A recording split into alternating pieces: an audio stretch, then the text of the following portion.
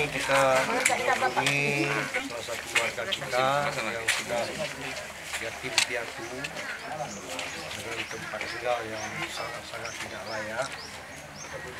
Di laporan yang disampaikan oleh Pak Camat, kita mengecek hari ini rumahnya memang seperti yang disampaikan sangat-sangat tidak layak.